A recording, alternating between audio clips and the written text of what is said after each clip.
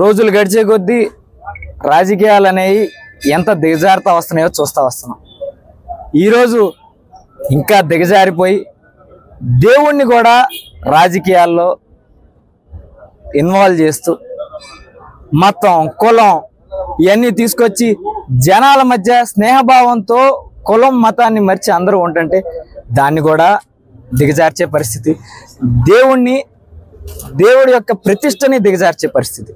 ఈరోజు వెంకటేశ్వర స్వామి అంటే ఎంత హిందువులందరూ ఎంత మనసుకి తీసుకుంటారో, తిరుపతిని ఎంత గొప్ప స్థలంగా భావిస్తారో, జీవితంలో ఒక్కసారి హిందూగా పుట్టిన ఎవరైనా జీవితంలో ఒక్కసారి తిరుపతి వెళ్ళొస్తే చాలు మా జీవితానికి సార్థకత అయినట్టు అని భావించే స్థలాన్ని ఈరోజు మీ రాజకీయాల కోసం దిగజార్చే రాజకీయ నాయకులకి ఒకటే చెప్తున్నాం, మీరు చెప్పిందే తీసుకుందాం. చంద్రబాబు నాయుడు గారు సమయం సందర్భం లేకుండా అసలు సంబంధమే లేని విషయాన్ని అతను 100 రోజులు పరిపాలన గురించి ఏదో లోపాలు వచ్చినాయని దాన్ని కప్పిపుచ్చడానికి ఆ రోజు ఇలా తిరుపతి లడ్డూది తేడా జరిగింది అని చెప్పడం, వెనక్కి తిరిగి చూస్తేనేమో ఈవో గారేమో ఏమీ జరగలేదు, వెజిటబుల్ ఆయిల్స్ కలిసినట్టు మాకు తేడా తెలిసింది, అది కూడా మేము లడ్డూలో కలపలేదు, అవి వెనక్కి పంపించేసామని ఆయన ఒక మాట చెప్పడం. అది కాకుండా లోకేష్ గారి దగ్గరికి వెళ్తే అసలు సీఎంకే సంబంధం ఉండదు, సీఎం అనేది జస్ట్ ఈవో నిర్మించడం వరకే, అక్కడి నుంచి పర్చేస్ కమిటీ ఈవో వాళ్ళు చూసుకుంటారని ఆయన ఒక మాట చెప్పడం. అంటే ఇరికిచ్చాలని ఒకరు ప్లాన్ వేయటం, దానికి ఇంకోళ్ళకి తెలియకపోవడం, ఒక్కొక్కరు ఒక్కొక్క మాట చెప్పడం. నిజంగా ప్రభుత్వంలో మీరు ఉన్నారు, చంద్రబాబు నాయుడు గారు ముఖ్యమంత్రిగా ఉన్నారు, లోకేష్ గారు మంత్రిగా ఉన్నారు, పవన్ కళ్యాణ్ గారు డిప్యూటీ సీఎంగా ఉన్నారు, మీరందరూ ప్రభుత్వంలోనే ఉన్నారు కదా. నిజంగా తప్పు జరుగుంటే ప్రూవ్ చేసి శిక్ష చేయండి, అది జైలు పాలు చేయండి, ఇంకెంత ఉరిశిక్ష చేస్తారన్నా ఉరిశిక్ష చేయండి. అవన్నీ లేకుండా ఒకళ్ళేమో దీక్షలు అంటారు, ఒకళ్ళేమో నిందేసి వదిలేస్తారు. ఎంత నీచంగా రాజకీయాలను దిగజార్చారంటే నిజంగా దేవుడు అనేవాడు ఉన్నాడు. వెంకటేశ్వర స్వామి ఎంత పవర్ఫుల్ అనేది నేను చెప్పక్కర్లా. ఈరోజు ఆయన ప్రతిష్టకి భంగం జరిగేటట్టు ఎవరు చేసినా ఖచ్చితంగా వాళ్ళు అనుభవించక తప్పదు.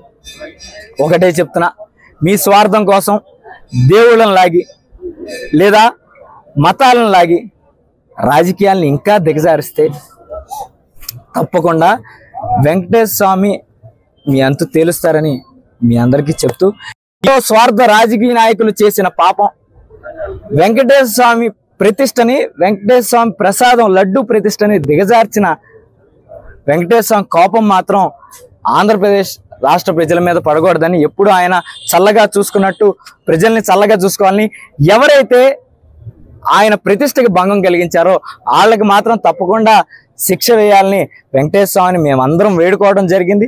తప్పకుండా ఎవరైతే వెనకాలండి ఈ పని చేయించారో తప్పకుండా శిక్ష అనుభవించాలి.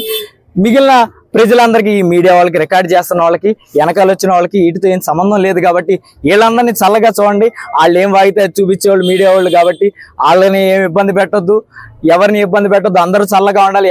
ఎవడైతే దీని వెనకాల ఉన్నాడో ఆడు మాత్రం ఆడి పాపం ఆడి పోవాలని దేవుణ్ణి వేడుకొని, దేవుడా పాపుల్ని శిక్షించు, ఇట్లాంటి అమాయకుల్ని రక్షించు అని వేడుకోవడానికి మాత్రమే వెంకటేశ్వర స్వామి గారి దగ్గరికి వచ్చాం. దీంట్లో రాజకీయం ఏం లేదు.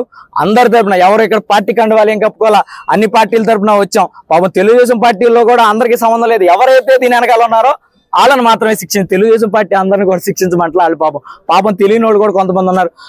తెలిసి పాపం ఎవరు చేశారో తెలిసి కూడా మీడియా ముందుకు వచ్చి మాట్లాడుతూ ఉంటారు. చూడండి, పాపాన్ని కూడా ముందలు తీసుకెళ్లేవాడు పాపం చేసినట్టు. కాబట్టి వాళ్ళందరినీ శిక్షించండి. ఎవరైతే ఏ పార్టీలో అయినా పాపాలు చేయని వాళ్ళు మాత్రం రక్షించడానికి కోరుకోవడానికి మాత్రమే వచ్చాం. వెంకటేశ్వర స్వామిని కోరుకోవడం కూడా జరిగింది. తప్పకుండా ఎవరైతే వెనకాల ఉన్నారో వాళ్ళందరూ శిక్ష అనుభవించాలని కోరుకుంటున్నాం. అలాగే ప్రజలందరూ సంతోషంగా ఉండాలి. ఈ 100 రోజులు నీచ పాలన తొందరగా వైదొలగాలని, తొందరగా ఎన్ని రోజుల్లో వైదొలితే అంత మంచిదని దేవుణ్ణి కోరుకుంటూ